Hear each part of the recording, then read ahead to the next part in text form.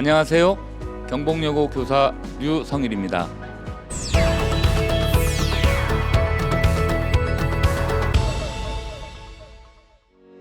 제가 중학교 3학년하고 고1 두 아이의 아빠가 됩니다. 중3인 아이는 고등학교 진학을 앞두고 있고요. 고1 아이는 대학교 진학을 이제 앞두고 있는데, 저희 부부가 이렇게 맞벌이를 하다 보니까 바빠서 아이들에게 신경을 쓰려고 하지만 쉽게 되지가 않거든요.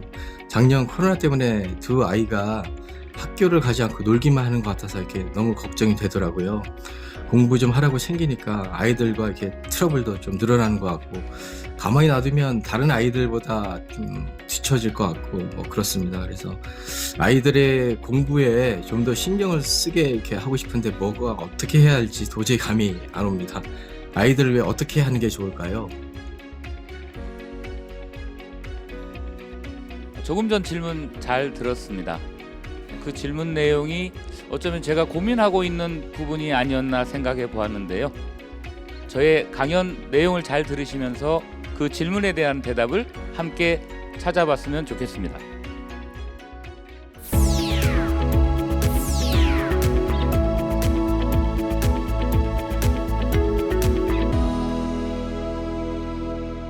(4년) 전 여름방학 때 서울시 교육청에서 실시했던 교사 연수를 들은 적이 있습니다. 그 당시 연수 주제가 4차 산업혁명 시대를 준비하는 교사였는데요. 연수 중에 저는 용기 있게 당시 강사님께 이런 질문을 드린 바 있습니다. 교수님, 4차 산업혁명 시대가 언제쯤 시작되는 것일까요? 학교 수업이 온라인으로 이루어지고 학생들이 배울 과목을 선택하는 시대가 언제인 거죠? 조금 망설이시던 교수님은 넌지시 앞으로 10년 정도 예상하신다고 말씀하셨습니다. 그런데 그 교수님의 답변을 들은 지 5년도 안 된 오늘, 저는 온라인으로 수업하고 학생들은 자신이 듣고 싶은 과목을 선택하고 있습니다. 어느 날 실시간 화상 수업을 진행하는데 선생님, 접속이 안 돼요. 사전에 안내했던 과제 작성 링크 주소가 잘못되었어요. 화면 공유가 안 돼요. 선생님 목소리가 들리지 않아요 등등 참으로 여러 가지 상황들을 겪으면서 많이 당황했었습니다. 그러한 가운데 새롭게 배워야 하는 온라인 수업 장치들에 대한 두려움마저 생겼습니다. 그런가 하면 참으로 고마운 일들도 있었답니다. 온라인 수업을 준비하고 진행하는 과정에서 저의 미흡하고 어설픈 부분을 도와주는 동료 선생님들이 있었습니다.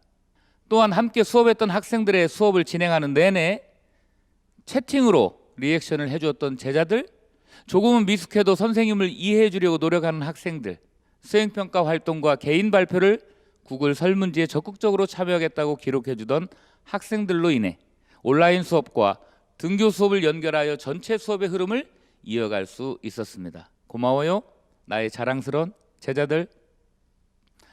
다소 불안하면서도 열심히 발맞추고자 노력했던 2020년이 지나고 2021년도가 시작되면서부터는 교육부도 지자체 기관도 학교도 어느 정도 학교 현장에 대한 지원의 틀을 갖추고 있고 학생들과 학부모들도 온라인 격주 수업에 대해 이해하고 조금은 익숙해지고 있습니다. 교사인 저도 만반의 준비를 갖추고 새학년, 새학기를 맞이하게 되었습니다. 어찌 보면 지난 1년 동안 일선 학교 현장은 방역이 1순위였다고 생각합니다. 등교 수업에 대한 많은 제약이 있었고 교육 1순위를 강조해왔던 학교가 1순위 자리를 방역에 두면서 다소 혼란을 겪었지만 이제는 다시 방역 1순위, 교육도 1순위라는 생각을 해보게 됩니다. 작년과 크게 달라진 점은 학교 수업입니다. 모든 온라인 수업은 실시간을 중심으로 진행하도록 하였고 등교 수업과의 연계를 강조하는 소위 블렌디드 수업의 정착을 위한 수업 설계를 하고 있습니다. 교사로서 지난 1년을 경험하면서 새로운 질문이 하나 더 생겼습니다. 앞당겨진 미래 교육은 어떤 장점과 단점이 있는 것일까? 작년에 불안했던 학습 환경으로 발생한 교육 격차는 어떤 것이고 그 해결 방안은 무엇일까? 생각해보니 질문이 하나가 아니네요. 하나씩 말씀드려 보겠습니다. 온라인 학교 수업 불만족 이유의 1순위는 교사, 학생 간의 소통 피드백 부족이었고, 수업 이해도, 평가 절차 미흡, 교육 프로그램 즉 콘텐츠에 대한 불만족이 그 뒤를 잇고 있습니다. 반면 온라인 학교 수업 만족도 1순위는 감염병 예방에 효과적이다, 등하교 준비 시간의 절약, 가족과 함께 공부하는 즐거움 등이 뒤를 이었고, 교육 콘텐츠에 대한 만족도 역시 15.6%를 차지하고 있습니다. 콘텐츠 불만족보다는 콘텐츠 만족이 0.8% 높네요. 선생님들이 더 노력하면 만족도가 더 커질 수 있으리라 기대해 봅니다. 저는 이 자료를 보면서 불만족을 모두 만족으로 바꿀 수 있는 방법은 없을까를 생각해 보았습니다. 온라인상에서 교사와 학생 간의 피드백이 가능할 수 있도록 여러 온라인 수업 장치들을 잘 활용하는 교사와 학생이 되어야 할 것입니다. 온라인 수업 내용과 등교 수업과의 연결이 원활하게 될 수 있도록 수업을 계획해야 할 것입니다. 온라인 수업과 등교 수업의 교과학습 내용의 재구성, 등교 수업 시간에 온라인 수업 내용에 대한 질문을 중심으로 한 수업을 계획해서 학생들의 수업 부담을 최소화하는 방법을 생각해 볼 수 있겠습니다. 이제 다른 자료도 함께 보도록 하시죠. 최근에 많은 교육의 문제를 논하는 자리에서 빠지지 않고 등장하는 주제가 바로 교육 격차의 문제입니다. 코로나 이전인 2019년에 2학년 학생이었던 학생들의 영어와 수학 성적의 분포가 코로나를 겪으면서 많이 달라졌습니다. 수학 포기자에 이어 영어 포기자도 크게 늘어난 것 같습니다. 왜 이렇게 낮은 점수대의 학생들이 늘어난 것일까요? 여러 이유가 있을 수 있겠지만 앞서 말씀드린 것처럼 코로나로 인해 멈춰버린 학교 상황에서 시작하여 새롭게 바뀌어버린 온라인 수업으로 인해 학생들의 학업을 이끌어줄 동력이 약해서가 아니었을까 저는 생각해 보았습니다.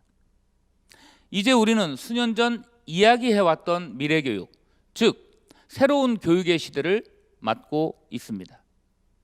그러면서도 교육 격차의 현실이 더욱 가속화되고 있는 상황을 목격하고 있습니다. 최근에는 맞벌이를 하시는 부모의 자녀가 교육 취약 계층이 될 수 있다는 얘기도 나오고 있습니다. 혼자 집에서 공부를 해야 하는 상황에 놓인 학생들까지 교육 취약 계층이 된다고 생각하니 참으로 걱정이 많습니다. 저의 막내 아들이 바로 혼자 집에서 온라인 수업을 들어온 학생이거든요. 그렇다면 교육 격차를 해소하기 위해서 우리는 무엇을 해야 하는 것일까요? 우선 우리 교사들은 함께 고민해야 합니다. 교육 격차의 문제는 혹 성적을 통해 서열을 세우는 교육으로 인해 생긴 것은 아닐까요? 저 자신부터 되돌아보았습니다. 우리의 교육이 학생들을 평가하기 위한 과정인가, 성장을 돕기 위한 과정인가를 생각해 보면서 더 이상 4차 산업혁명의 시대가 학교 교육과 동떨어진 것이 아니기에 이에 부합한 교실 환경을 구비하고 이에 빠르게 대응하는 교사로 성장해야 할 것입니다. 올해 저는 또다시 새로운 학생들을 만났습니다. 지난 1년의 경험을 하고 많은 준비를 해오면서 국어 교과를 가르치는 교사로서 담임을 맡은 교사로 교육이란 무엇인가, 무엇을 가르쳐야 하며 왜 가르쳐야 하는가라는 교육의 출발점에 저를 다시 가져다 놓았습니다. 진정 교사로서 제자들을 위해 어떤 철학을 가지고 수업에 임하고 상담에 임해야 할 것인지를 깊이 고민하는 교사가 되기로 마음먹었습니다. 한편으로는 대학생과 고등학생의 학부모로서 어떤 고민을 할 수 있을까도 생각해 보았습니다. 내 자녀를 바라보는 시각이 어떠해야 하는지, 내 자녀가 알아서 공부해 주길 기대하고 있는 것은 아닌지 돌아보면서 내 아이의 교육을 지원하기 위한 바람직한 학부모의 자세는 어떠해야 하는지, 내 아이의 가치관을 직접 물어보고 진로와 진학에 관한 정보를 자주 얘기해 왔는지 되돌아보았습니다. 더불어 그러한 학습 환경을 만들어주기 위해서 어떤 방법을 시도해 보았는지를 생각해 보면서 아이의 필요를 아는 학부모가 되자고도 다짐해 보았습니다. 함께 나누었던 이야기 잘 들으셨습니까? 세상이 바뀌었습니다. 교육이 바뀌었습니다. 학교도 학생도 바뀌었습니다. 이제 우리는 미래 교육 어디에 있는가라는 질문에 교사와 학부모로서 답변해야 될 때가 되었습니다. 감사합니다.